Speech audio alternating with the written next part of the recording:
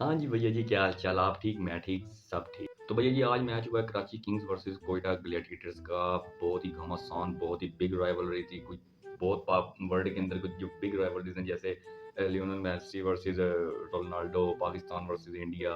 तो ये जो बिग जो सी है ना हमारी क्लैशेस, उनमें से एक क्लैशेस था ये Quetta Gladiators versus Karachi Kings का, जिसके अंदर मैं बेसिकली सपोर्ट कर रहा था कोयटा ग्लैडिएटर्स को, क्योंकि बेचारे उनमें कुछ मजलूम ज़्यादा हैं और मेहनत भी ज़्यादा है, लेकिन किस्मत उनका साथ नहीं दे रही। जबकि दूसरी तरफ कराची के अंदर हरामखोरों की लिस्ट भरी पड़ी है और सब नौसरबाज हैं सिवाय इमाद वसीम के। उस बंदे पे मुझे पर्सनली बड़ा तरस आता है। अब हम बात कर लेते हैं मैच के बारे में। सबसे पहले हम बात कर लेते हैं कराची किंग्स की बैटिंग के बारे में।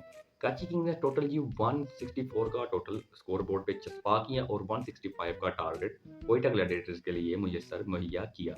जिसके अंदर रोसिंगटन ने को तकरीबन 69 स्कोर बनाया था, कोई ऑलमोस्ट 43 और 45 बॉल्स के ऊपर। उसके बाद इमाद ने 30 बनाया था, कोई 20 बॉल्स के ऊपर। उसके बाद जो 2 आए थे उन्होंने खानापुरी ही की थी। उसके बाद जो हमारे मलिक साहब हैं इन्होंने स्कोर बनाया था, कोई 13 बनाया था, कोई 15 बॉल्स के ऊपर। 15 बॉल्स के ऊपर मलिक ने 13 स्कोर बनाया था। समझ आ रही है मेरी बात कि मैं क्या कहना चाह रहा हूँ? तो फिर वो हमारे स्पिनर नवाज़ से आउट होके घर की तरफ चलते बने। फास्ट बॉलर तो एक इशू था, ठीक है, मीडियम पेस भी एक इशू था। अब मलिक साहब के लिए स्पिन बॉलिंग एक इशू बनती जा रही है। इसी के साथ-साथ हम देखते हैं कि जो उनकी बॉलिंग है ना कोयटा ग्लैडिएटर वालों की, तो उसके अंदर नसीम ने 2 विकेट्स लिए हैं और एक अजमल नाम का पता नहीं इस तरह का कोई बंदा है, उसने 2 विकेट्स लिए हैं।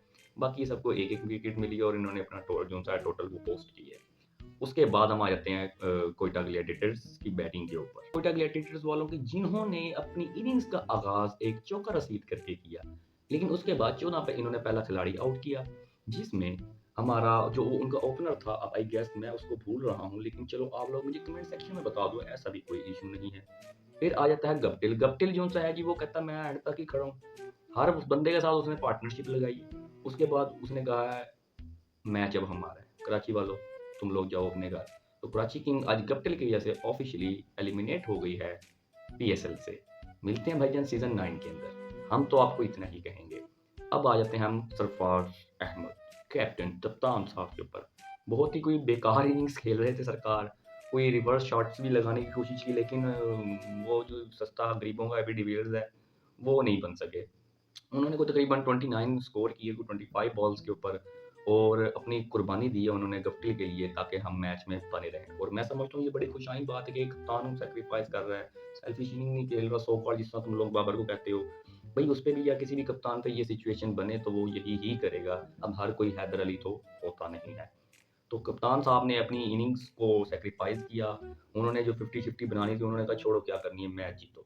तो गप्टिल ने उनकी इस बात की पासदारी करते हुए मैच को एंड तक लेके गया और आखिरी बाल तक उन्होंने फाइट की। जिसमें नवाज़ जो-सा ऑलराउंडर है, ये चल ही नहीं रहा। ये जब से वर्ल्ड कप खत्म हुआ इसने चलने का नाम ही लेना छोड़ दिया है। जब से बाबर ने इसको कहा ना तू मेरा मैच विनर है, ये उसके बाद से सारे मैच हरवा रहा है। तो अब हम बात करते हैं ओवरऑल के कितने मार्जिन से कोयटा जीता। तो जी कोयटा जीता है कोई ऑलमोस्ट 4 विकेटों से, और इसके नतीजे में कोयटा अभी भी पीएसएल के अंदर है।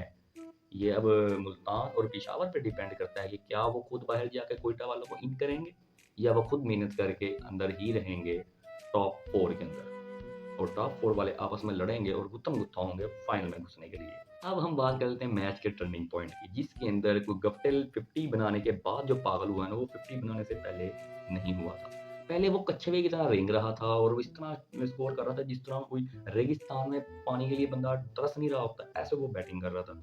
लेकिन फिर क्या हुआ कि जैसे ही उसकी 50 कंप्लीट हुई, तो उसको ऐसे हुआ कि जैसे रेगिस्तान में प्यासे को कुआँ मिल गया हो, और उसने लताड़ना शुरू कर दिया। गालबन कोई 17वां ओवर था, जिसके अंदर उसने एक बॉल सिर्फ डॉट की है, उसके अलावा छक्का, चौका, चौका, चौका, फिर छक्का। कुछ 24 रन उसने उसने रसीद की और मैच का उसने नक्शा ही बदल दिया। फिर आ जाते हैं हम इनकी कराची वालों की बॉलिंग लाइनअप की तरफ, जिसके अंदर एज़ यूजुअल आमिर साहब ने कोई विकेट नहीं ली, कोई विकेट नहीं ली, और एग्रेशन 100%, यानी एग्रेशन टॉप पे है और विकेट बॉटम के अंदर है। तो हालात कुछ इस तरह चल रहे हैं कि आमिर साहब को कोई साइकोलॉजिस्ट के पास लेकर जाओ और इसको कोई इलाज-विलाज इसका करवाओ। क्योंकि मुझे लगता है ये बॉलिंग के साथ-साथ अब मेंटली भी डिस्टर्ब हो चुका है। तो आप सबसे मेरी यही गुज़ारिश है कि कराची वालों, आप टूर्नामेंट से तो बाहर हो चुके हो, इसको काइंडली किसी डॉक्टर के पास भेज दो। तो इन दी एंड हम यही बात करेंगे कि जो कराची वाले हैं ये एक दफ़ा फिर से जीता हुआ मैच हार गए हैं और कोयटा वालों की उन्होंने ज़िंदगी दोबारा दे दी है इनको वापस। तो कोई अब जो टॉप के ऊपर चल रहा है स्कोर बोर्ड के अंदर, वो तो एज़ यूजुअल लाहौर कलंदर चल रहा है। और जो बॉटम से टॉप कर रहा है वो हमारे हैं कराची किंग्स वाले। तो ये आज का मैच इसीलिए हुआ था कि टॉप बॉटम से कौन करेगा, और वो आज उसमें कराची किंग्स फ़तह याब हो चुकी है। अब तक के लिए मेरा ख्याल है इतना ही काफ़ी, क्योंकि जो कराची किंग्स है वो तो परमानेंटली आउट हो गया है tournament of HBL PSL season 8 से। मिलते हैं किसी अगली वीडियो के अंदर, तब तक के लिए bye bye. Thanks. Love you. Forever.